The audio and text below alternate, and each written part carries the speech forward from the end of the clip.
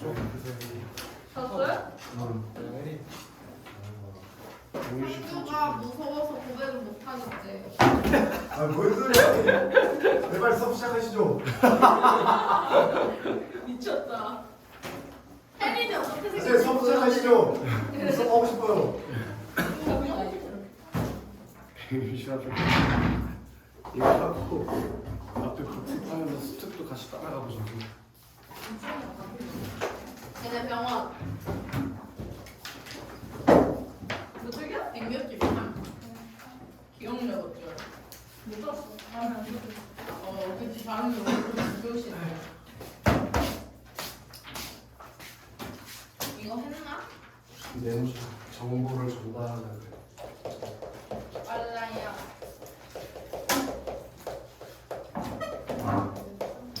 아예 지금 글의 목적이 나온 거지. 정보를 전달하는 게 글의 목적이야. 미주차 필자가 어떤 대상, 사실, 현상 등에 관하여 가치 있거나 새로운 정보를 전달하는 목적으로 쓰는 글이다. 가치 있거나 새로운 정보를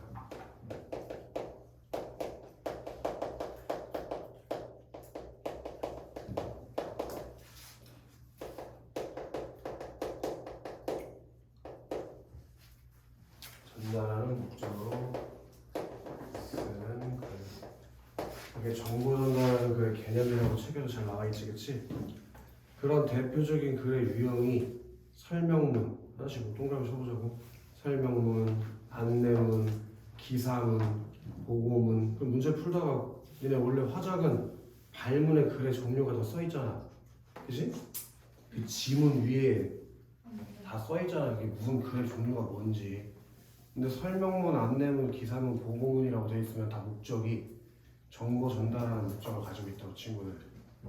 정보 전달하는 글 같은 경우에는 그 밑줄 하나 치세요. 사실을 근거로 정확하고 객관적인 정보를 선별. 이렇게 정보를 선별하는 것. 배터리 없어.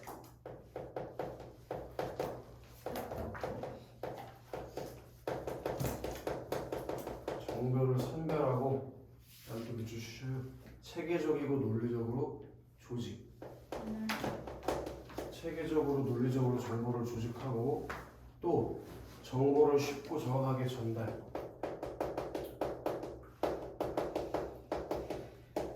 그렇게 하는 게 중요하기 때문에 여기다가 밑줄 하시면 좋을 것 같아요. 문장을 간결하고 명료하게 표현한다. 그게 정보 전달하는 글의 개념과 특성이라고. 정보 전달하는 글은 상규야. 가치 있거나 새로운 정보를 전달하는 목적으로 쓰는 글인데 그런 글의 종류는 뭐가 있다고 상규야? 설명문, 안내문, 기사문, 보고문. 좋아. 그래서 그런 글들은 사실을 근거로 정확하고 객관적인 정보를 선별해서 그 정보들을 체계적으로 논리적으로 조직한 다음에 쉽고 정확하게 쓰기 위해서 간결하고 명료하게 표현하는 게 정보 전달하는 글의 특성이라고. 간단하지, 그치? 다음 내려가 보자고. 그런 정보를 전달하는 글을 작성하는 방법이 뭐냐? 글의 작성 방법.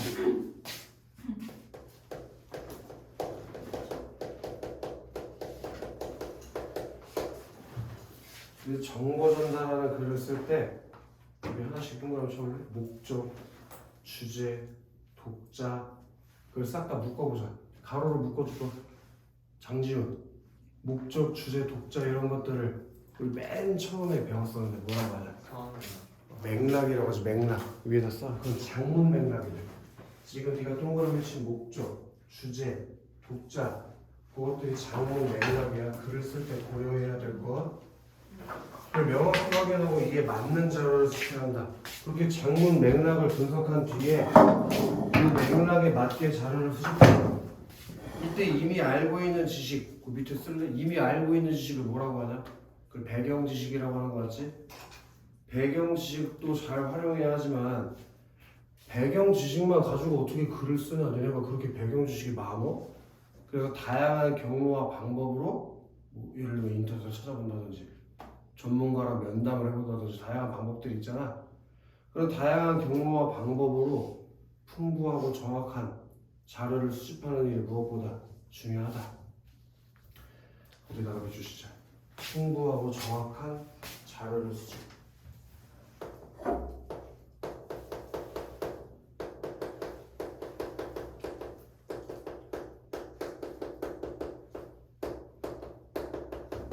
그러니까 정보를 전달하는 글을 쓸 때 있잖아. 제일 먼저 뭘 해야 된다는 거요?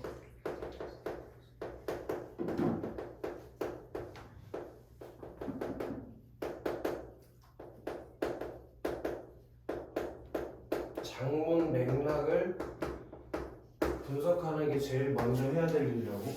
글 쓸 뭐하냐? 이거 이렇게 작어. 너 키 몇이냐? 저는 64. 별로 크지도 않네. 근데 너 왜 이렇게 작어? 앉은 키가 작아져요. 상체가 짧대. 상체가 짧고. 아, 다리가 길다. 딱히 그래 보이. 어쨌든 장문 맥락을 제일 먼저 분석해야 돼. 그리고 나서 뭐 하라고? 자료를 수집하라고. 풍부하고 웃기지. 정확한 자료를.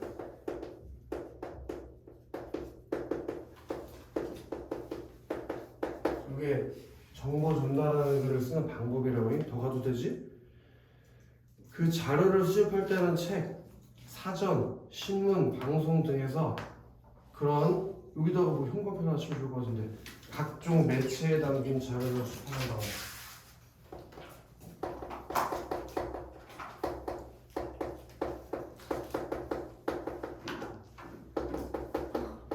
그런 방법이 있고 설문조사나 면담처럼 여기도 형광펜 하나 쳐놔. 직접 사람을 대면하거나 현장을 조사해 자료를 수집하는 방법. 직접 대면하거나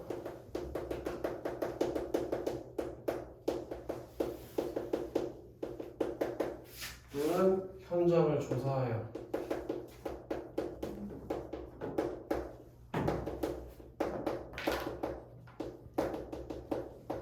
자료를 수집하는 방법을 활용한다. 그리고 최근에는 또 형광펜 하나 칠래?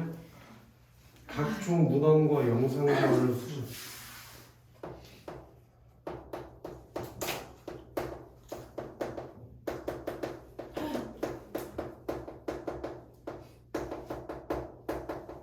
그런 방법도 쓸 수 있는데 인터넷에서는 자료의 교체가 자유롭고 빈번해서 검증되지 않은 자료가 실릴 수 있기 때문에 조심하라. 당연한 얘기지. 글을 조직하고 쓰는 과정에서 자료의 중요도나 활용 방법이 달라지기 때문에 자료 수집 단계에서는 되도록 풍부하게 자료를 모으래. 이거 잠깐만 다 기억할 수 있는 내용이지? 글 쓸 때, 정보 전달하는 글 쓸 때 제일 먼저 너네가 해야 되는 게 그 내가 글을 쓰려는 주제랑 목적이랑 이 글을 읽을 예상 독자는 누구지 분석하라고. 이거에 따라서 내가 수집해야 되는 자료의 내용이나 글의 내용이 달라질 테니까. 이해돼? 그렇게 해서 다양한 이런 세 가지 방법들 책에 제시된 거에 따르면 세 가지 방법들 말고도 더 있을 수 있지. 그런 것들을 활용해서 자료를 일단 최대한 많이 모으라고. 나중에 그들 중에서 뭘 쓸지 모르니까 일단 최대한 자료를 많이 모아. 오케이? 그럼 내려가보자고. 자, 그 자료를 수집한 후에는 아까 동그라미 치고니까 똑같이 치자고. 목적, 주제, 독자 이런 걸 시험 문제에서는 전부 다 이렇게 바꿔서 표현할 거야. 장문 맥락이라는 말로 바꿔서 표현할 거야. 장문 맥락을 고려하여 거기다가 비추셔야 돼. 가치 있는 정보를 선별.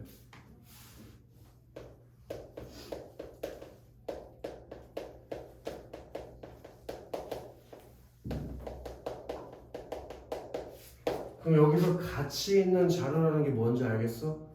아까 니네가 앞에서 분석했던 장문 맥락에 맞는 정보가 가치 있는 정보겠지. 자료가 뭐 좋아야 가치 있는 게 아니야. 예를 들어 내가 자료를 좋은 걸 수집했는데 예상 독자가 초등학생이라고 가정해봐. 그럼 어떻게 쓰냐고 그걸. 어차피 자료를 넣어봤자 애들이 이해도 못할 텐데. 이해돼? 가치 있다는 게 꼭 무슨 공신력이 있고 공증된 것만 가치 있는 게 아니라고. 무슨 말인지 알겠어? 그래서 독자의 관심과 요구를 고려해서 독자에게 전달할 가치가 있는 정보를 가려내는 것이 거기 되게 중요한 게 있는데 가로로 묶어서 좋고 동그라미 쳐도 좋다. 독자의 관심과 요구를 고려. 얘가 말하고 있는 이 가치 있는 자료라는 게 독자의 요구와 관심사항이랑 관련 있는 게 그게 가치 있는 정보라고. 이해되는 한상규 씨? 좋아. 그 정보를 선별하는 기준에서는 하나씩 동그라미 칩시다. 목적성, 정확성, 신뢰성, 시의성.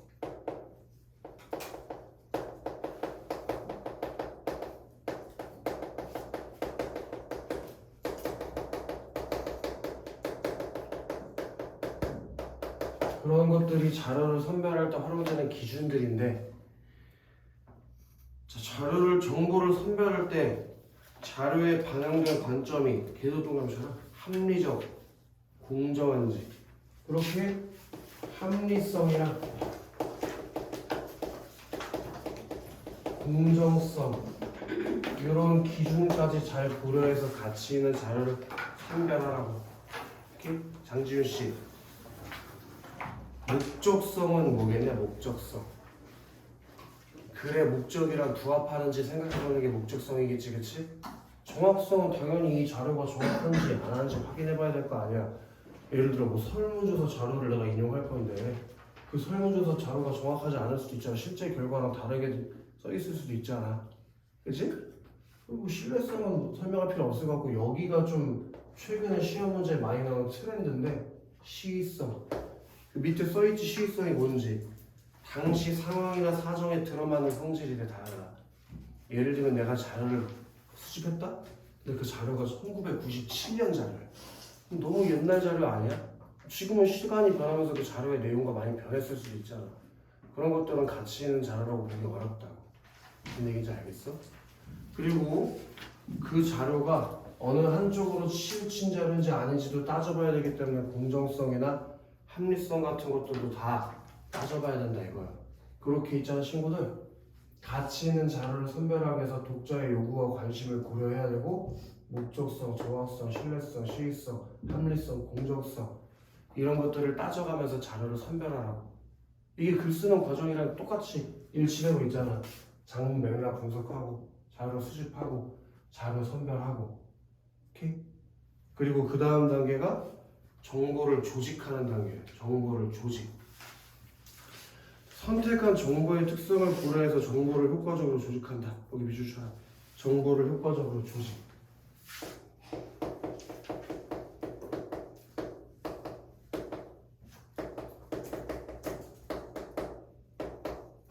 다시 한번 얘기하자면 지금 너네가 보고 있는 이 내용들이 정보 전달하는 글을 쓰는 방법이라고 생각하면 돼. 글쓰기 방법. 오케이? 근데 너네가 지금 전달하는 정보가 뭔지에 따라서 정보를 조직하는 방법들이 다양하게 다를 수가 있다고. 무슨 말인지 알겠지?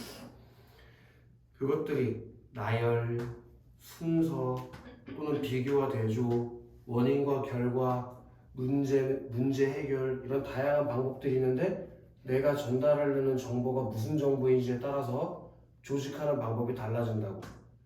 예를 들어서 내가 전달하려는 이번 정보의 주제가, 글의 주제가 있잖아. 서양종과 동양종이래. 그래서 서양종하고 동양종이랑 뭐가 다른지, 뭐가 비슷한지에 대해서 알려주고 싶어. 그럼 당연히 조직 방법에 어떤 걸 써야겠어? 비교와 대조를 써야 될 거 아니야. 이해되나? 또는 내가 이번에 라면을 맛있게 끓이는 방법이라는 정보를 전달하고 싶대. 그럼 어떤 방법으로 조직해야겠냐? 그렇게 되면 이제 순서랑 관련된 걸 얘기하겠지. 라면을 잘 끓이는 과정 같은 걸 얘기해 줄 테니까. 하품했냐? 이런 식으로 전달하는 정보가 어떤 정보인지에 따라서 조직 방법이 달라진다고. 이해됐지? 자, 거기 밑줄을 하십시다. 형광펜 쳐도 좋을 것 같아. 정보의 특성이 유형으로 그렇게 분류되는 거라면 나열에다가 내놓으세요. 그럼 나열이라는 방법으로 조직할 때, 글을 조직할 때는 어떨 때야? 정보의 특성이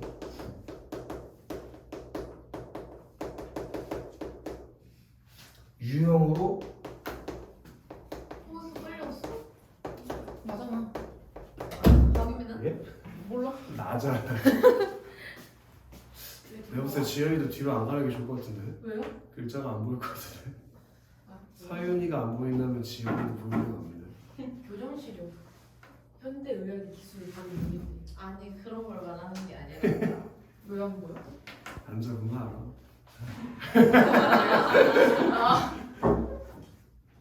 뭐야? 유민이는? 연락 안 보는데 유지가 저기 있네. 어쨌든 계속 갑시다. 자, 전후 상하 등 일련의 흐름에다가 현관 줄래 일련의 흐름.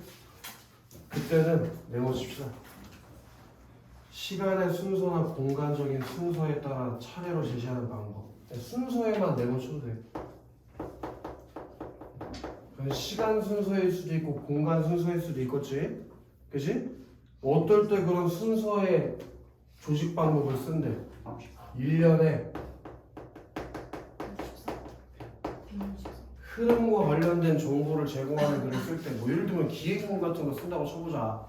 뭐 선생님이 이제 곧 있으면 신혼여행 갈 거 아니야. 그래서 동유럽 갔다 온 방문기 그런 걸 쓴다면 어느 공간을 순서로 이동했는지 얘기해줘야 될 거 아니냐. 그지? 또 정보의 공통점과 차이점에 대한 현황을 쳐라. 그렇게 공통점과 차이점이 분명하게 드러날 때는 메모 칩시다. 비교가 되죠. 이렇게 분리해도 좋아. 정보의 공통점에 대해서 얘기할 때는 비교고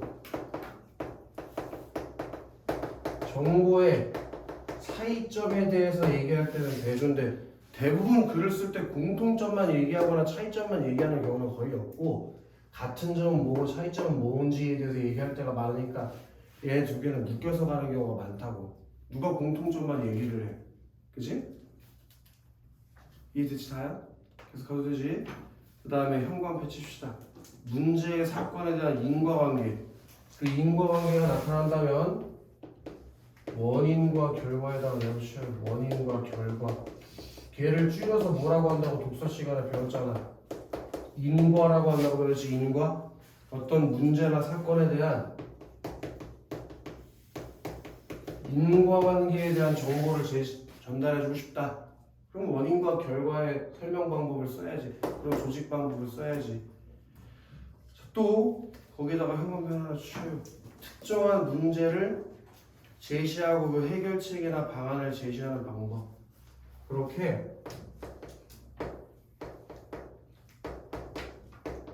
문제점을 제시하고 그거에 대한 해결 방안을 주는 정보 조직 방법들이 있다고. 내가 지금 독자들한테 전달하는 정보의 종류가 어떤 특성을 가지고 있냐에 따라서 이런 방법들을 활용해서 글의 내용을 조직할 수 있다고 친구들. 쉽지? 더 가보자고. 정보의 표현으로 내보자. 표현. 정보를 전달하는 글을 쓸 때 거기 현관에 하나 치워. 글 전체 구조가 명확하게 드러나도록 해야 한다.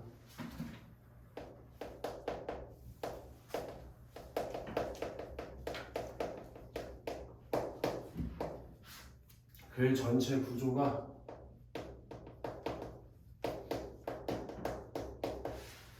명확하게 드러나도록 해야 한다.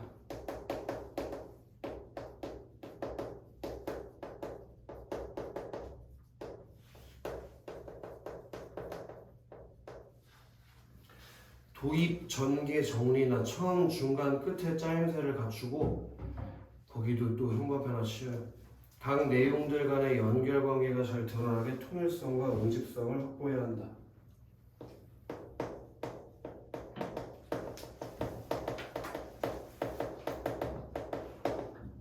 이때 이 통일성과 응집성이 뭔지 아는 건 아주 중요한데 거기 조그마한 글씨 써있지? 거기다가 좀 표시해줘야 돼. 통일성은 하나의 주제라는 말이 핵심이다. 주제가 하나에서 벗어나지 않게 하나의 주제로 일관되게 글을 쓰는 게 통일성이고, 그 다음에 응집성은 위에 써있지? 긴밀하게 연결이 핵심이야.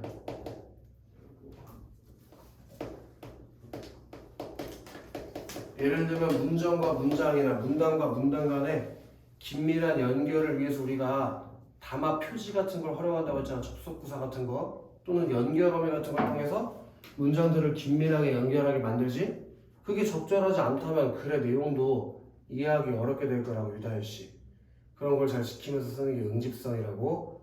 통일성과 응집성을 잘 갖추게 글을 써야 돼. 유다현씨 또한 여기 흉과변화십시다. 다양한 표현 방법을 적절하게 사용.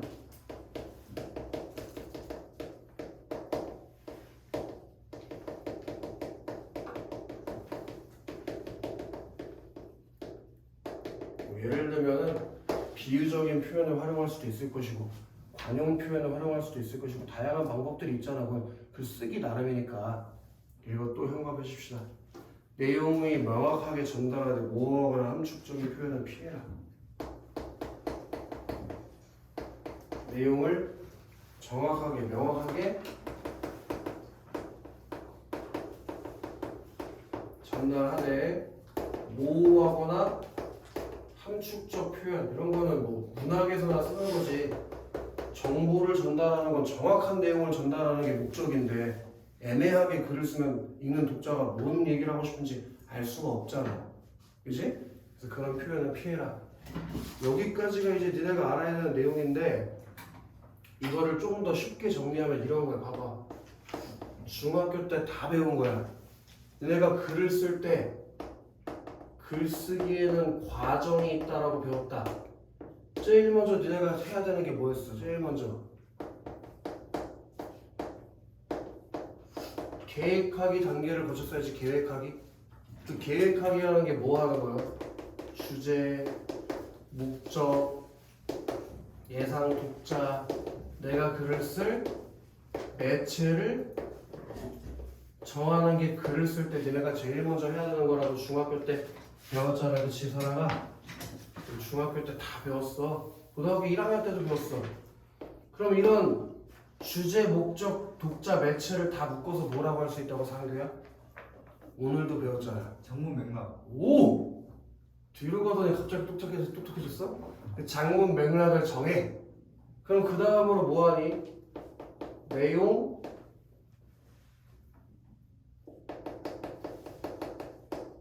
선정하기 단계로 가서 자료를 수집하고 그 수집한 자료들 중에서 내가 어떤 걸 활용할지 그 장문 맥락을 고려해서 선정하는 과정을 거치는 게 내용 선정하기 과정이라고 배웠잖아. 요거 2번, 3번 우리가 지금 배운 거 2번, 3번 과정이 요 과정에 들어가는 거지. 그럼 이런 내용 선정하기 과정이 끝나면 뭐 하는데? 내용 조직하기 단계에 들어간다고 배웠지. 내용 조직하기. 이거는 내가 어떻게 글을 쓰게 될 건지 뭘 작성하는 거였어? 개요를 작성하는 단계였다고. 개요를. 예를 들어 설명문을 쓴다면 처음, 중간, 끝 그걸 어떻게 쓸지 내가 수집한 자료랑 같이 맞춰보면서 작성하는 거잖아. 그리고 내용 조직하기가 끝나고 이 내용 조직하기가 저 4번이랑 같이 연결되는 거겠지? 그게 끝나면 최초로 글을 쓰는 초고 쓰기. 이걸 표현하기라고 해도 문제가 없는데 이게 이 5번째 단계랑 관련이 있는 거겠지? 요게 끝나면 니네 마지막으로 뭐 하기로 했어? 고쳐 쓰기 단계까지 거쳐서 글이 하나 완성된다고 배웠잖아. 이거랑 같이 저 정보 전달하는 글쓰기랑 연결해서 공부를 해놔야 된다고. 무슨 말인지 알겠어? 쉽지 그치? 그럼 이제 옆에 색채 어쩌고 저쩌고 그거 읽어보면서 그 정보 전달하는 글쓰기가 어떻게 되어 있는지 한번 알아보세요. 바로 가로나 열자. 한 젊은 남성이 안경을 건네받고서 아들의 그림을 보고는 눈물을 흘린다. 남성은 이렇게 다양한 색이 있는 줄 몰랐다라고 멋진 그림이라고 감동을 전한다. 이것은 정록 생명을 위해 색보정 안경을 개발한 회사의 광고다까지 가로 닫을래? 거기까지 지금 광고를 뭘로 주고 있는 거예요? 사례에다가 또 마시라 사례.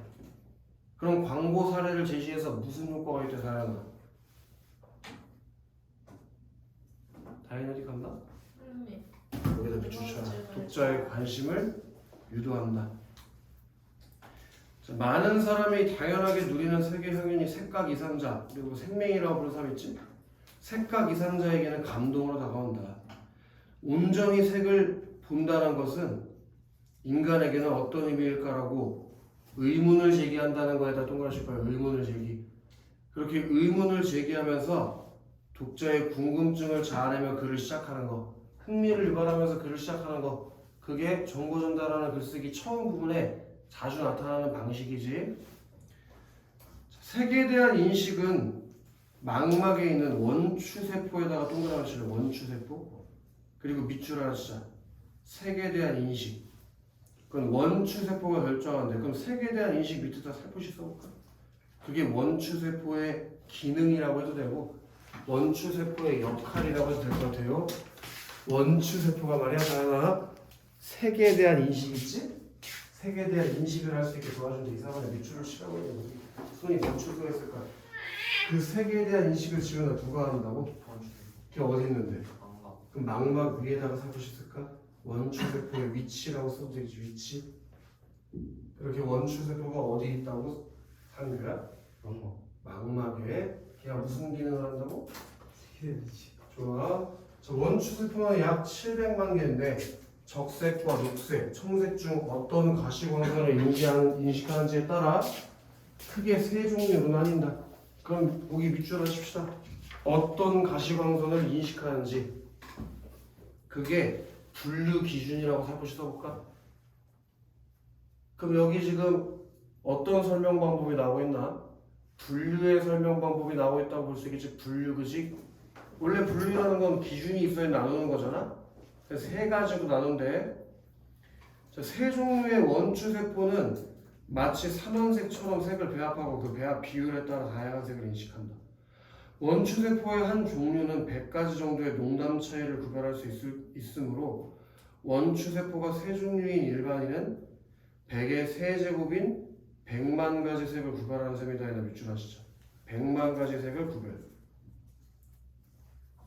그럼 지금 설현아, 나문단에서 너한테 제시해주고 있는 정보는 어떤 정보를 제시해주고 있는 거냐? 원추세포의 색배합. 그 옆에 써있지 않나? 원추세포의 역할. 그 원추세포의 역할이 뭐래 지연아? 색에 대한 인식. 색깔 구별. 그 100만 가지 색깔을 구별하는 게 원추세포의 역할이라고 정리하면 되겠지?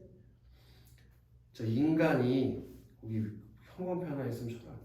눈으로 식별할 수 있는 색의 전부 또는 일부를 인식하지 못하거나 구분하지 못하는 것. 이거 네모 하나 떼자. 색각 이상. 그게 색각 이상에 뭘 준 거야? 저게 지훈아. 개념을 준 거지? 그럼 지훈아, 색각 이상의 개념이 뭐라고? 눈으로 식별할 수 있는 색의 전부 또는 일부를 인식하지 못하고 구분하는 것. 우리 지훈이 더글로리 맞나? 네. 거기서 저기 잘생긴 남자 하나 나오잖아. 그게 누구야? 방금 고개를 끄덕였으니까 알아서 고개를 끄덕인 거 아니야? 그게 생맹으로 나오는 하나 있잖아. 전제주. 걔가 빨간 색깔 못 보지 않아? 색약. 그지? 아, 걔 색약이야? 생맹까지는 아니야? 빨간색만 어. 보고. 그래서 난 그 대사가 되게 이상했었어. 걔가 어떤 목욕탕 같은 데서 빨간 머리 여자애. 빨간 머리 여자한테 이상한 드립 치는 거 있잖아. 아, 빨간 머리 머리 망토. 싫다고. 그게 되게 이상하더라고. 어쨌든 색각 이상의 개념이 나왔다고. 자, 색각 이상은 원추세포에 이상이 있을 때 나타난다. 거기다 살포시 쓸까? 색각 이상의 원인. 색각 이상이 일어나는 원인. 뭐 때문에 색각 이상이 나타나는지 설명하. 원추세포의 이상이 있을. 좋아요.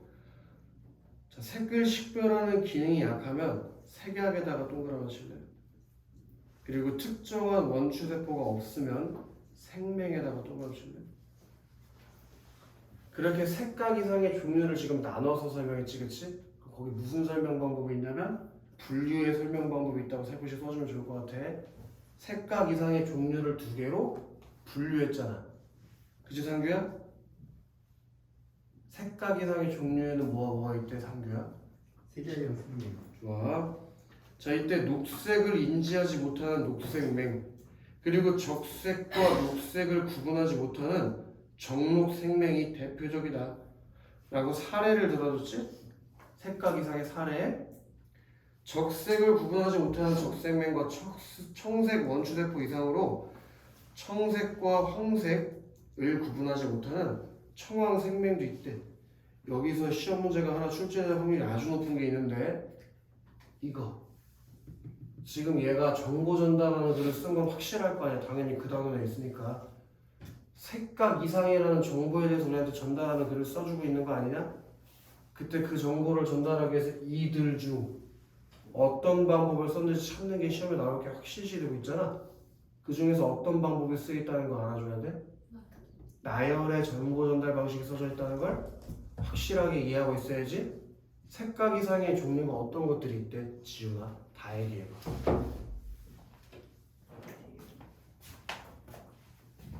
어떤 것들이 있대, 지훈아? 색약, 색약 생명, 정생명, 정생명, 청생약. 네? 청황생명 말하고 싶은 거야? 네. 그런 것들이 전부 다 지훈아, 원추세포 이상으로 발생하는 생명의 종류를 나열한 거 맞지, 그치? 이 나열의 설명 방법이 쓰였다는 거 절대 까먹으면 안 돼. 시험에 나올 게 거의 확실시 되고 있으니까. 내가 지금 정보를 전달하기 위해서 여기서 어떤 방법을 썼다고, 나열의 방법을 쓴 건 이건 무조건 시험에 나올 수밖에 없는 부분이야. 알겠지? 이건 100% 나와. 이 지문이 출제되면. 알겠지, 상규야? 그거 틀리면 이제 안 되겠지?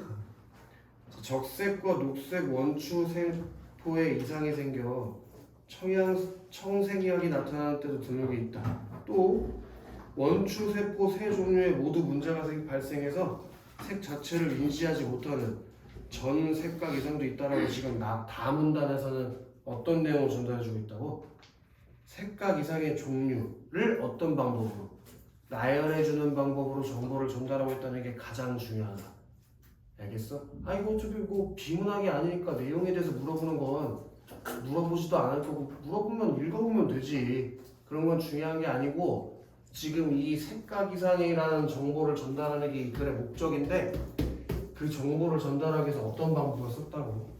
지금 나열의 방법을 쓰고 있다는 게 중요해. 다음 주 넘어볼게. 자, 바로 비추셔야 할 것 같아. 다현. 우리 다현이가 글 좀 읽어보자. 색각 이상의 세상은 어떤 세계일까라고 질문을 통해서 뭐하고 있다고, 다현아? 거기부터 네가 읽어봐. 생명은 신문에서 빨간색과 초록색을 거의 비슷하게 인식하고 녹색은 흰색으로 인식한다. 더요? 계속 읽어봐.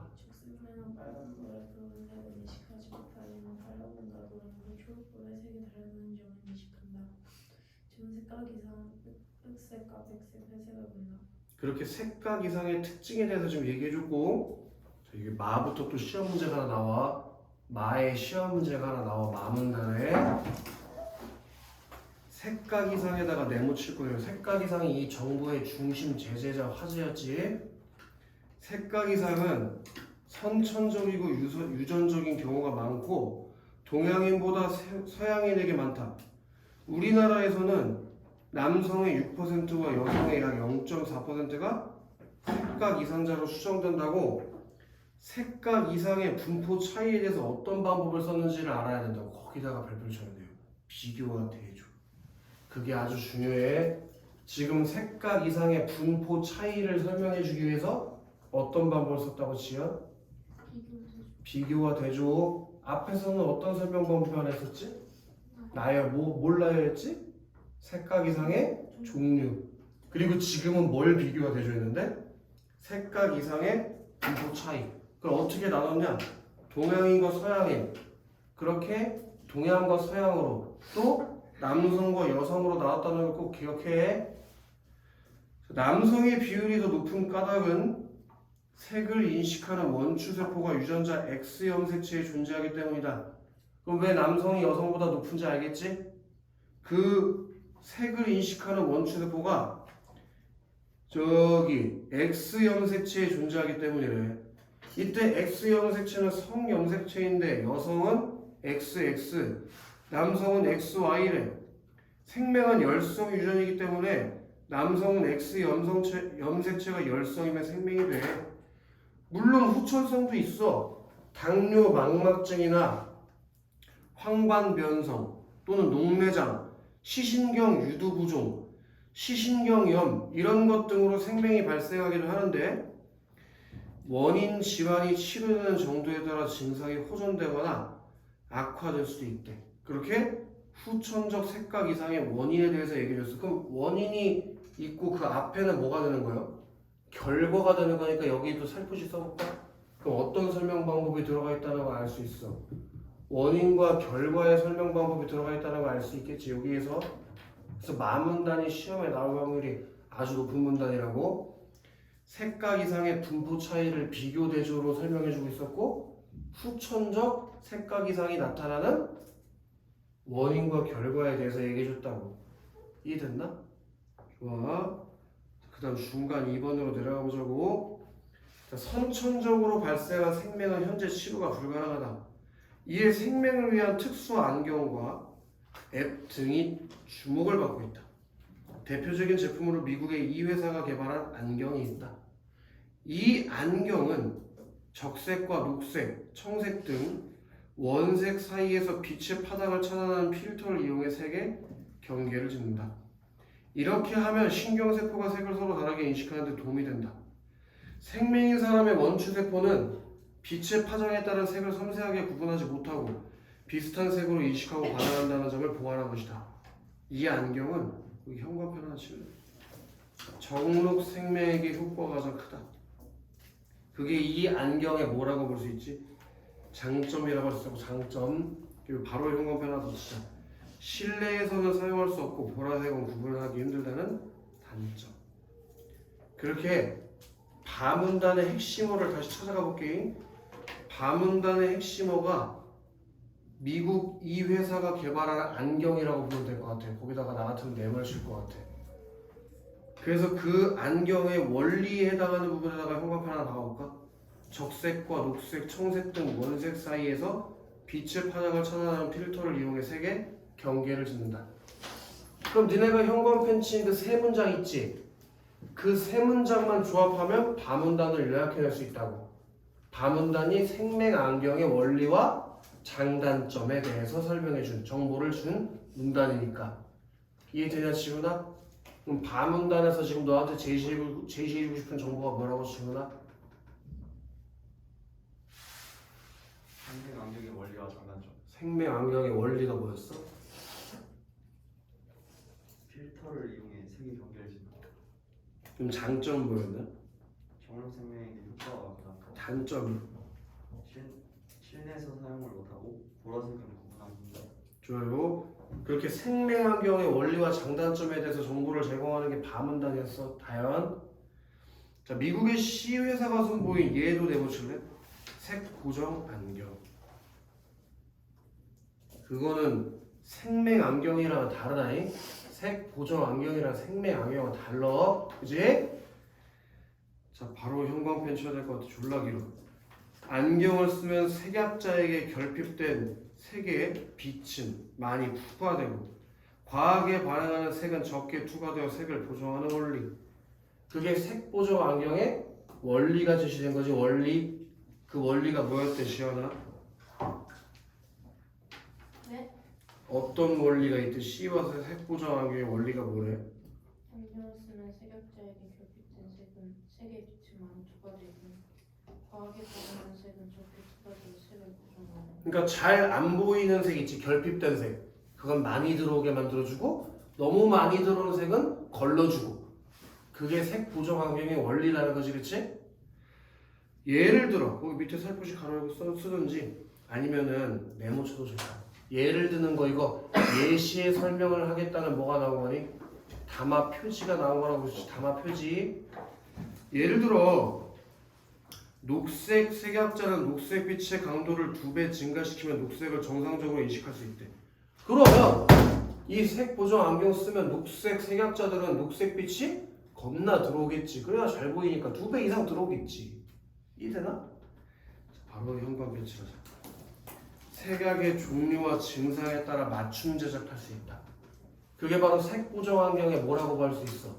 장점이라고 볼 수 있겠지. 장점. 그리고 예를 들어에다 바로 내보시자. 설아가 또 뭐가 활용되고 있어? 예시를 들어주는 담화 표지가 있는 거겠지. 그 장점에 대한 예시. 녹색 색약자라면 녹색에 반응하지 못하는 정도를 검사할 이에 맞게 안경을 코팅해 보정해준다. 자, 하지만에 내보실래? 상규야. 하지만은 어떨 때 쓰는 담화 표시지? 반전. 반전 정확해. 이제 뭐 대조될 때 차이가 있을 때 그때 쓰는 단어 표지 맞지? 렌즈 코팅을 특정 색에 맞추기 때문에 녹색과 적색의 중간인 황색 등 형광펜 칠합시다. 다른 색은 세밀하게 보정하기 어렵다. 그게 서유나 색 보정 환경이 뭐라고 볼 수 있냐? 단점이요. 단점. 그럼 당연히 서유나 요 사문단의 내용을 요약하면 뭐가 되겠어? 색 보정 안경의 원리랑 장점, 장단점. 그럼 나 궁금한 게 있는데 지금 있잖아. 중간 2번이라고 제시되어 있는 부분들부터 우리 읽고 있잖아. 이 부분은 무슨 정보를 제공해 주는 것 같아? 생명을 위한 색각 이상을 보완할 수 있는 제품들, 그지? 그 정보를 뭐 하고 있는데? 설명을. 나열하고 있잖아. 아. 여러 가지 제품들을 나열하고 있잖아. 그럼 지금 어떤 정보 조직 방법이 들어가는지 알겠어? 나열의 방법이 들어가 있다고. 나열. 오케이? 색, 맹, 안경, 색, 보정, 안경, 그런 것들의 원리와 장단점에 대해서 나열하고 있잖아. 이해되나? 자, 색약자를 위한 네모 칩시다. 앱. 지난해 M 회사가 출시한 컬러 버나큘러스 그런 앱이 있대. 거기 현관을 칩시다. 적색과 녹색, 녹색과 적색, 청색과 황색 세 가지 설정으로 특정 색상을 강조. 그게 컬러 버나큘러스라는 앱에서 만들어진 내용이 되겠지. 그 녀석의 원리인데 그걸 강조해 보여줘서 색 보정 효과를 낸다까지 현관에 쳐야겠네. 이거 자수가 쓰레기네. 색 보정 효과를 낸다까지 현관에 쳐야 될 것 같아. 거기까지가 지훈아 무슨 정보를 줬다고? 원리. 컬러 버나큘러스의 원리. 자, 이와 비슷한 소프트웨어도인데 그 소프트웨어도 앱 중 하나겠지? 예를 들어 여기다 내놓칩시다.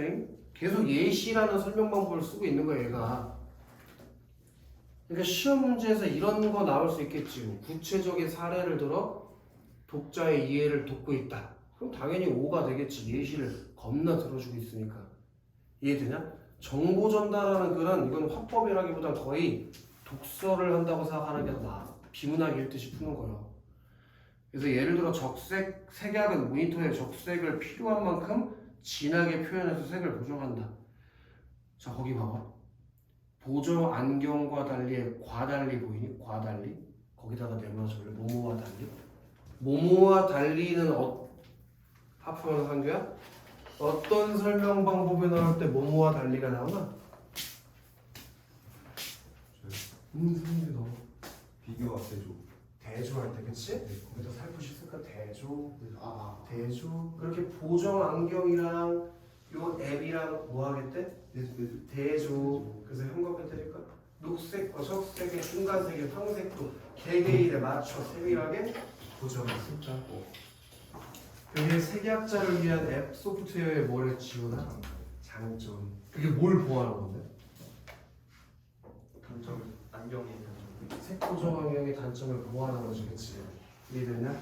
그렇게 중간 2번에서는 유미나 지금 물에 3초 이상 먹고 있었던 유미나 색각 이상을 보완할 수 있는 기술과 제품에 대해서 나열의 방식을 통해서 정보를 제공했다고. 이해됐냐? 네. 그렇게 중간 부분들은 다 정보 전달하는 글, 이거 지금 설명문이잖아. 설명문의 중간 부분은 구체적인 정보를 제공하는 부분인데 중간 1번은 뭐에 대해서 얘기했대? 색각 이상의 개념, 그리고 유형, 원인, 거기다가 저기 166쪽의 중간 부분 보면 중간 1번으로 돌아가봐요. 중간 1번 거기서 어떤 정보를 줬다고? 색각 이상의 개념 동그라미 치고 안경 동그라미 치고 원인 동그라미 치고. 지금 무슨 일 있었어? 개념, 원인, 유형. 특히 그 유형 밑에다가 가로 열고 써야 될 것 같은데 그 유형을 알려줄 때 어떤 방법을 썼다는 걸 알아줘야 되고 나열의 정보 전달 방법을 썼다는 걸 꼭 기억해야겠지. 원인은 뭐 말할 것도 없이 원인과 결과 나오지 않았겠나? 그지? 그걸 꼭 기억해주고 색깔 이상의 분포를 설명할 때는 어떤 설명 방법이 들어갔을까? 비교와 대조가 있었다는 걸 절대 까먹으면 안 돼요. 네. 색각 이상의 분포 차이를 설명할 때 동양인이랑 서양인이 다르고 남자랑 여자가 다르다고 했잖아. 그때 비교와 대조의 설명 방법이 있었던 걸 꼭 기억을 해. 아파요. 그렇게 해서 이해가 안 갔어. 뭐가 이해가 안 돼? 그 생각했던 유명 응. 때문에 여기 앞에서 얘기했잖아. 색각 이상의 유형이 쭉 얘기할 때 너가 썼는데 나열의 방법으로 좀. 이거 얘기하는 거. 여기부터가 중간일이잖아. 그러면 그지? 이해됐나? 그렇게 중간 1번에서 색각 이상의 개념, 유형, 원인에 대해서 설명했고 중간 2번에서는 그걸 보완할 수 있는 기술 제품에 대해서 설명했고 이해됐나? 자, 끝부분 내려보자고. 불가능한 영역이라고 여겨오던 생명 치료도 가능성을 보이고 있다. 미국의 제이 니치와 그의 아내인 모린 니치의 연구팀은 2009년 생명인 수몸 다람쥐를 대상으로 망막에 광색소 유전자를 주입하는 치료 실험을 시행해서 성공했다. 사람 정신있네. 알았어요. 하지만 망막 주사 치료를 사람에게 적용하면 실명할 위험성이 있다. 그러니까 이게 동물 실험까지는 성공했는데 아직 인간에게 직접 실험해 보기에는 어려운 점이 있다는 거지. 근데요. 이 글 언제 쓴지 모르는데 그 지난 2009년이면은 그 시사에 어려운 거 아니에요? 아니야, 그건 전혀 상관이 없어. 이거는 그런 실험이 있었다는 것만 얘기해 주는 거기 때문에 시의성이랑은 상관이 없어. 옆에 다현이 깨워라. 남자는 순놈이었으니까. 수능이야 여기? 남자는 순놈 이러잖아. 남자 수놈이라 그래. 순놈이 잘못된 거예요. 수놈. 아 그래요? 그래요? 그러면 남자 다. 숲이라는 거 있잖아. 숲. 그냥 세 개의 동물한테밖에 못 써. 양, 염소, 쥐. 걔들만 숲이라고 쓸 수 있고 나머지 숙지라고 써요? 수치. 양, 염소, 쥐만 숯을 쓸 수 있어. 나머지는 숯이라는 말을 못 써. 그래서 수탉이라고 안 하고 수탉이라고 하잖아. 신기하네. 양, 염소, 쥐만 숲이라고 할 수 있어요. 중요하네. 근데 그게 지금 아니 누가 물어봐가지고. 앞에 얼굴 빨개지네. 그래서 연구팀은 현재 수정체와 망막 사이에 투명한 물질인 유리체에 주사를 놓아서 안전하게 유전자를 전달하는 방법을 찾는 중이니까 아직까지는 치료가 안 됐다고. 가능성만 열려있다고. 유리체 주사는 황반 변성을 치료하는 데 쓰일 정도로 일반적이지만 주입한 유전자가 원추세포라는 목적지를 확실하게 찾아가게 하는 과제가 남아있다라고. 생명 치료의 가능성 그리고 앞으로 일어나야 되는 과제에 대해서 얘기했다고. 아직 치료제가 완전히 만들어진 건 아니고 치료가 될 가능성이 있고 그게 치료가 완성이 되려면 어떻게 돼야 된다고? 유전자가 원추세포라는 목적지까지 찾아갈 수 있어야지 생명 치료가 완벽하게 이어질 수 있다고. 가능성만 있고 지금은 자, 과학과 기술이 발달하면서 거기다가 형광펜 하나 쳐. 색각 이상의 치료도 희망을 넘어 현실되어가고 있다라는 거기다 동그라미 하나 치고요. 긍정적 전망. 이렇게 전망을 내놓았어요. 그렇게 과학으로 보는 세상이 다양해질수록 색채의 향연에도 더 많은 사람이 참여하게 될 거라고. 끝부분에 중요한 얘기 많이 나오는데 색각 이상 치료 기술의 현황. 지금 얼마나 치료 기술이 발전했는지 그리고 앞으로의 과제는 뭔지에 대해서 마지막에 정리하면서 글을 마쳤다 이거. 저희 향연이 저 뭐예요? 화장실 어떤 거? 어디요? 향연이 뭐예요? 향연도 뭐 넓게 펼쳐져 있다. 됐어요? 그 내용이요. 그럼 다음 장 넘어가. 이거는 원리 다지기에 나와 있는 내용이 내가 봤을 땐 제일 중요해. 여기를 잘 이해하는 게 중요해. 여기서 시험 문제가 다 나올 거야. 1번에서 별표 한 3개 정도 때려라. 상규야, 이 글의 갈래가 뭘 것 같아? 저걸 분노를 왜? 그게 아까 종류가 졸라 많았잖아. 동그라미 네가 4개나 쳤었잖아. 소개문. 그런 게 있었어 오늘? 설명문 아니었어? 설명문? 이 글은 갈래가 설명문이야 상규야? 역시 상상을 초월하는 답변이었어. 설명문은 글의 짜임을 어떻게 짜야 돼? 처음, 중간, 끝으로 짜야 돼요. 그래서 얘도 글 쓰기 전에 뭐 했을까? 왜 봐봐. 이 녀석도 글 쓰기 전에 2단계를 거쳤을 거 아니야. 그지? 그때 이 개요를 짰을 거 아니야. 그 개요의 글을 읽고 추측해보자 이거야 이게. 그래서 1문단에 있잖아. 색 보정과 온전히 색을 본다는 것에 대한 거기다가 메모주면 돼요. 화제 제시. 그리고 1문단에서 한번 이렇게 끊어봐. 1문단에서 이렇게 끊어봐. 1문단까지가 뭐요? 처음이에요, 처음. 우리 정보 전달하는 글의 처음이 하는 역할이 화제를 제시하는 역할을 하는 거거든. 그래서 지금 1문단에서 색 보정 안경 그리고 온전히 색을 보지 못하는 거 그거에 대한 화제를 제시했어요. 그때 표현 방법으로 밑줄 하실래? 색을 본다는 것에 대한 질문. 그 질문을 하면서 독자의 궁금증을 자아낸다고 옆이나 밑에다 가로고 쓰면 될 것 같아. 독자의 궁금증을 자아냄. 독자의 궁금증을 자아냄. 그 색을 본다는 것에 대한 질문. 그 밑에다가 가로고 써. 그렇게 의문을 제기하면서 독자의 호기심 유발, 궁금증을 자아내면서 글을 시작했다고. 이 화제에 대한. 이해되냐? 그 다음에 2, 3문단, 4문단, 5문단까지 이미 자수에 잘 묶여있겠지만 2, 3문단, 4문단, 5문단 여기서 이렇게 끊으라고. 여기까지가 뭐요? 중간 1번. 우리 아까 지훈아 중간 1번이 무슨 정보를 제시했었지? 색각 이상의 개념,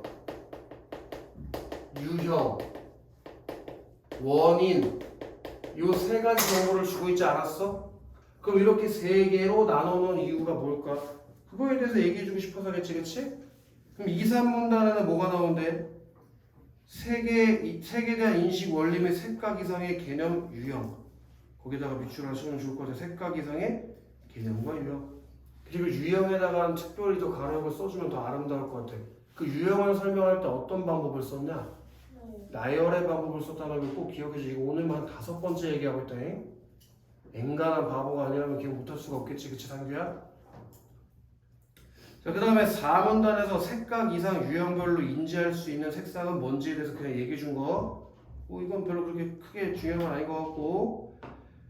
그 다음에 여기 색각 이상의 발생 원인에다가 밑줄하셔서 색각 이상의 발생 원인. 그걸 얘기할 때 어떤 방법을 썼다는 거? 원인과 결과라는 인과의 설명 방법을 쓰고 있다는 걸 좀 기억해 주면 좋지. 그렇게 지금 중간 1번에서 친구들 어떤 정보를 너희들한테 주고 있다고? 색각 이상의 개념과 유형 및 원인, 발생 원인에 대해서 중간 1번에서 얘기했다고 니네 네모 박스에 써 있잖아. 그치? 얘가 처음부터 그렇게 글을 짰다 이거야, 개요를.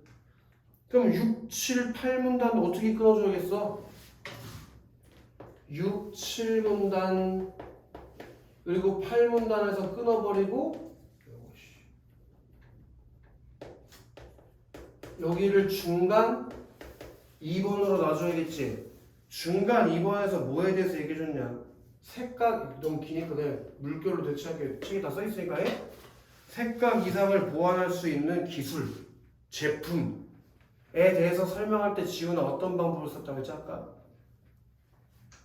나요. 그걸 옆에 가로역을 써주면 너무 아름답겠지? 그래서 색맹안경, 색보완안경 앱들의 원리와 장단점들에 대해서 얘기해줬었잖아. 기억나지?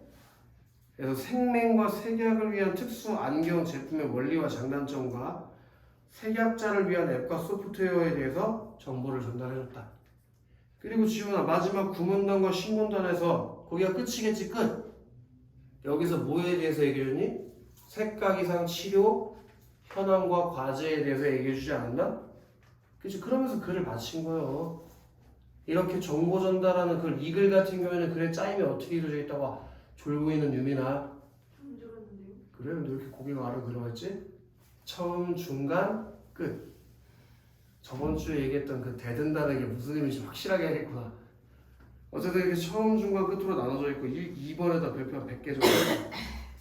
그래서 전체적으로 봤을 때 설아가 이 글에서 정보를 전달하기 위해서 전체적으로 봤을 때 말이야 활용하고 있는 방법이 뭐야? 여기 중에서 이 5가지 조직 방법 중에서 전체적으로 그래서 활용하고 있는 방법을 하나 고르라면 뭘 골라야 돼? 나열. 그래서 여기 나열에다가 또 하실래? 나열. 나열. 그렇게 구조화했을 때 무슨 장점이 있는지 밑줄 하실래? 글의 내용을 이해하거나 기억하는 데 도움이 된다. 근데 나열이 어딨어요? 나열이라는 말은 없어요. 그냥 밑줄 치세요. 독자가 글의 내용을 이해하거나 기억하는데 도움이 된다. 그 다음에 2번도 겁나 별표 쳐야 돼요. 2번. 자, 얘가 글을 활용하고자 추가로 수입한 자료래. 정보 선정 기준을 고려해서 학생들의 의견이 적절한지 말해보죠. 여기 10번 봐봐. 그 정보 선정의 기준 어디 갔나?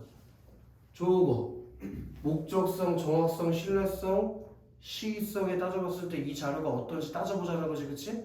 일단 이 자료를 좀 읽어봐야 될 것 같아. 지연, 추가 수집자를 한번 읽어볼래?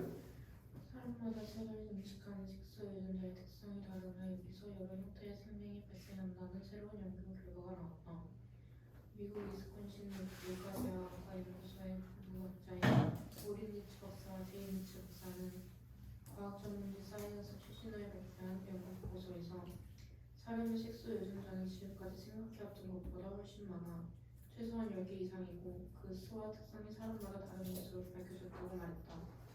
이 부부 연구팀은 남자 27명에게서 채취한 혈액 샘플에서 DNA를 분석한 결과 이 같은 사실이 밝혀졌다고 전했다. 다른 거 다 필요 없는 얘기고 밑으로 내려가서 정보 선정 기준에 맞았나 틀렸나 판단해 보기만 하면 돼. 그때 동현이가 이 자료는 생명과 색인식이라는 걸 다루고 있으니까 거기다가 내보내지. 글의 주제. 글의 주제랑 관련이 있다는 점을 봤을 때 목적성과 잘 맞는다고 볼 수 있다는 거지. 그래서 활용할 수 있다 이거야. 그리고 서연이는 이 자료가 언론사에서 보도했다는 걸 봤을 때 거기다가 내놓치를 출처를 밝혀주면 그렇게 글에 활용할 때 출처를 밝혀주면 충분히 신뢰성을 줄 수 있는 자료라고 볼 수 있겠지. 신문에 제시된 거니까. 그래서 신뢰성을 충분히 가질 수 있는 자료라고 생각할 수 있대. 3개월 영은이가 뭐라고 했나 봐봐. 신문에 실린 기사니까 일정 수준의 네모치자고 사실검증. 이렇게 사실검증이 되었다는 건 정확성이 있다고 볼 수 있는 것이 상규야. 그 다음에 성은이가 날짜를 비교해보니까 이 자료의 날짜가 언제냐. 이걸 지금 2023년 기준으로 생각하면 안 돼. 앞에 써있는 이 글이 2023년에 쓰인 게 아닐 수 있잖아. 글이 쓰인 때랑 비교해봐야지. 날짜를 보니 비교적 여기가 중요한 게 네모치를 최근의 자료. 최근의 자료라고 여기 써놨으니까 니네는 95년이면 너무 옛날 아닌가? 내가 태어나기 전이네 이러면 안 돼. 글이 쓰여진 때랑 비교를 하는 거야. 그렇게 최근의 자료라고 할 수 있기 때문에 시의성도 있다고 볼 수 있다 라고 생각할 수 있는데 근데 이걸 최근의 자료라고 할 수가 있나? 이거 쓰여진 데가 언제냐? 2007년은 이유 아니냐? 시의성은 안 되겠지, 그치? 이 성은이한테 X 하나 칠래? 성은이는 시의성이 없다고 얘기해야 될 것 같아. 그래서 예시답안으로 가볼게요. 예시답안 옆 페이지에 서량아, 동현이 한번 해봐. 동현이. 동현이 글의 주제와 관련한 목적성을 각 기준으로 판단하고 있다. 추가 수집 자료는 색을 인식하는 색소 유전자의 특성에 따라 여러 형태의 생명이 발생한다는 내용으로 그거 하나 해주셔볼게. 색을 인식하는 색소 유전자의 특성에 따라 여러 형태의 생명이 발생한다. 그게 추가 자료의 내용으로 니네 공부해놔야 돼. 색을 인식하는 색소 유전자의 특성에 따라 여러 형태의 생명이 발생한다. 그리고 네모 하나 치면 생명의 원인. 그 생명의 원인으로 유전적인 원인을 언급한 이거를 꼭 기억을 해. 오문단이라는 말을 꼭 기억해. 오문단. 오문단이 어딘지 앞에 가보자. 오문단이면 어디냐? 마문단이겠지. 마문단. 그 마문단이 뭐가 나오는 문단인가 한번 봐봐. 그게 생각 이상의 원인이 나오는 문단이지, 그치? 생각 이상의 원인이 나오는 문단. 그리고 방금 이 추가 수집 자료가 뭐가 나오는 부분이라고, 뭐에 대한 설명이라고. 색을 인식하는 색소의 유전자의 특성에 따라 여러 형태의 생명이 발생한다는 생명의 원인에 대해서 얘기한 거라며.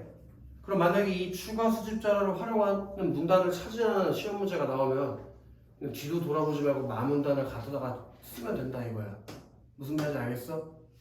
그럼 글의 목적과도 잘 맞고 뒷받침할 수 있는 내용도 맞으니까 충분히 쓸 수 있는 거 맞지? 그래서 얘는 적절하다고 판단할 수 있다고. 그 다음에 동명이인이 있으니까 이유미나 네. 서연이 읽어볼래? 서연이? 사연은 출처를 확인하며 신뢰성을 기준으로 판단하고 있다. 정보를 제시할 때 출처를 명확히 밝히는 것은 정보 및 글에 대한 신뢰성을 높일 수 있으므로 사연의 의견은 적절하다. 여기서 밑줄 하십시다. 정보를 제시할 때 출처를 밝히는 것은 신뢰성을 높일 수 있다. 그러니까 얘까지 괜찮아 지금. 그러면 서연아 그 다음 거 읽어볼래? 영어는 자료의 사실 검증과 관련된 정확성을 고려하고 있다. 기사문의 성격을 비교하여 사실임을 판단하면서도 유사한 내용을 더 찾아보는 것은 정확성을 높일 수 있으므로 영어의 의견은 적절하다. 거기 밑줄 하실게요. 기사문의 성격 고려. 기사문은 당연히 네 신문에 나온 기사인데 어느 정도 사실 검증이 이루어졌다고 판단할 수 있잖아. 그러니까 신뢰성을 높일 수 있다고 볼 수 있지. 그 다음에 시험 문제에 나올 건 아마 요 상훈이가 나올 확률이 제일 높아요. 상훈이한테 별표를 따로 쳐라. 만약에 내가 학교 선생님이라면 난 동현이랑 성훈이를 시험에 낼 거야. 여기서 시험 문제 나올 수 있는 게 이런 거라는 거지. 어떤 부분을 뒷받침할 수 있는지 물어보는 거 하나.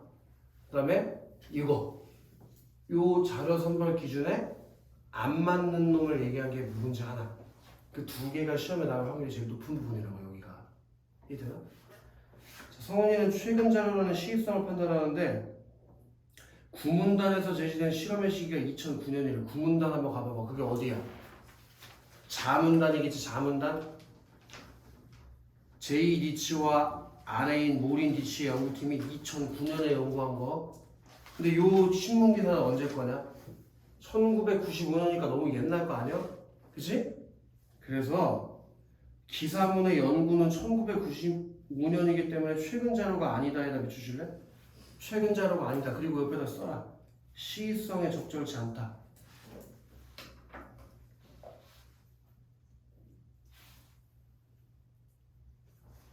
그리고 이것도 밑줄 쳐라.